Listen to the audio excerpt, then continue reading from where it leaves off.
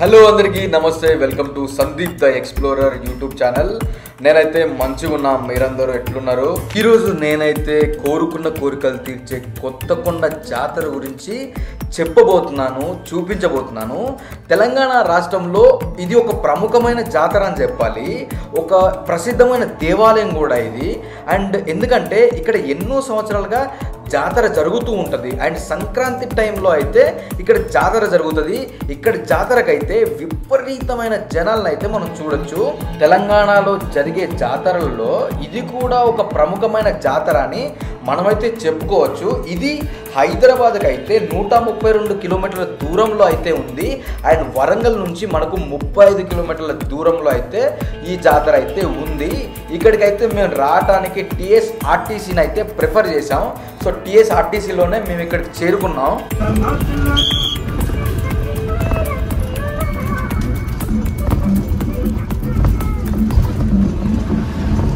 నిజంగా ఇక్కడికి చేరుకోవడానికి అయితే ఒక అద్భుతమైన జర్నీ అని చెప్పాలి. ఆ బస్సులో అయితే ఆ సాంగ్స్ ప్లే చేస్తూ అండ్ మేము ముందుకు వెళ్ళిపోతున్నాం. మనకు రోడ్డుకి రైట్ సైడ్ కానీ లెఫ్ట్ సైడ్ కానీ అద్భుతమైన పంట పొలాలు అద్భుతంగా కనబడుతుంది.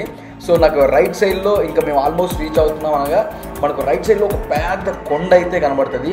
ఇదైతే నాకు చాలా డిఫరెంట్గా అనిపించింది. అసలు దాదాపుగా గంట జర్నీ తర్వాత మేమైతే కొత్తకొండ వీరభద్రస్వామి టెంపుల్కి అయితే చేరుకున్నాం.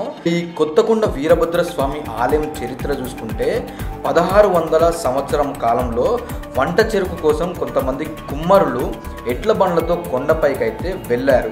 వంట చెరుకు దొరికిన తర్వాత అలసిపోయిన కుమ్మరులు నిద్రపోయారు. కాసేపటి తర్వాత లేచి చూడగా వారి ఎద్దులు కనపడకపోవడంతో రాత్రి అక్కడే పడుకున్నారు. ఆ రాత్రి వారికి వీరభద్రుడు కలలో కనిపించి గుట్టపై నుంచి కిందికి దించి అక్కడ ఆలయంలో ప్రతిష్ఠిస్తే వారి ఎడ్లు దొరుకుతాయని చెప్పడంతో గుట్ట కింద దూది మెత్తలలో విగ్రహాన్ని ఉంచి వీరభద్రస్వామిని ప్రతిష్ఠించినట్లు ఈ క్రమంలో స్వామివారి కాలు విరిగినట్లయితే మనకి ఇక్కడ స్థానికులు చెప్తుంటారు. అండ్ ఇక్కడ జాతర గురించి అయితే కాకతీయ కాలం నాటి ఈ దేవాలయం అయితే రాళ్ల మధ్యలో నిర్మించబడింది. ఇలాంటి శిలామయమైన ప్రదేశంలో కూడా 5 కొలనులు నిత్యం నీటితో ఉండడం అనేది వీరభద్రస్వామి యొక్క మహత్యమే అని చెప్పి ఆ గ్రామ ప్రజలైతే చెప్తుంటారు. ఇక్కడ ప్రతి సంవత్సరం జనవరి నెలలో సూర్యుడు ధనుస్సు రాశి నుంచి మకర రాశిలోనికి మారిన సంక్రాంతి ముందు రోజు ఇక్కడ జాతర అయితే జరుగుతుంది.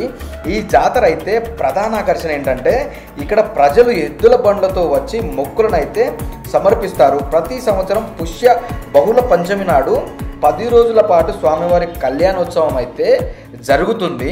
ఈ ఆలయ ప్రాంగణం కానీ ఈ ఆలయ పరిసరాలు కానీ చాలా ప్రశాంతంగా ఉంది. అసలు నిజంగా నాకు దర్శనం కూడా చాలా అద్భుతంగా జరిగింది. అండ్ ఇంకొకటి, మనకు రుద్రాక్ష చెట్టు నేను ఎప్పుడు చూడలేదు. సో మనకు ఆలయ ప్రాంగణంలో ఇక్కడ ఒక రుద్రాక్ష చెట్టు అయితే కనబడుతుంది మనకు. ఇది చాలా సంవత్సరాల నాటి రుద్రాక్ష చెట్టు. నేనైతే ఫస్ట్ టైం చూసాను రుద్రాక్ష చెట్టు. ఇది జాతర సమయంలో ఇక్కడ గండాలు తీరాలని చెప్పి గండ దీపం అయితే పెడతారంట దేవుడికి. అండ్ వీరభద్రుడికి వెండి బంగారంతో చేసిన కోరమీసాలు సమర్పిస్తే కోరిన కోరికలు తీరుతాయని చెప్పి మనకు భక్తులైతే నమ్మకం. ముఖ్యంగా సంతానం లేని వారు స్వామివారికి కోరమీసాలను సమర్పించుకుంటే పుత్ర సంతానం కలుగుతుందని ఒక నమ్మకం అయితే ఉంది ఇక్కడ.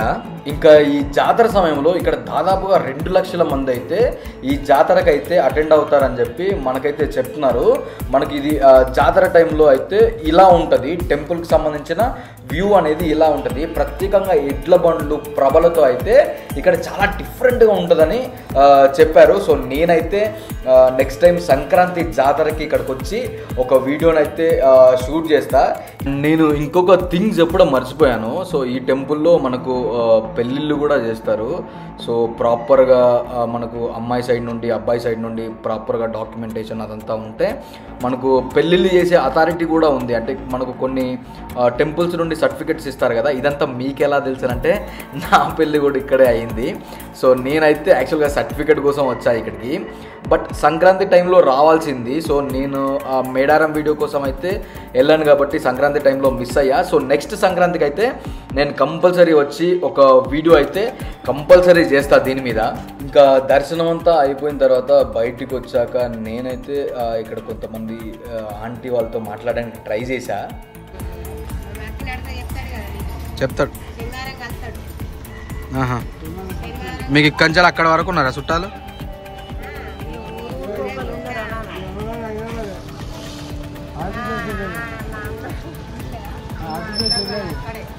ఏ ఊరు?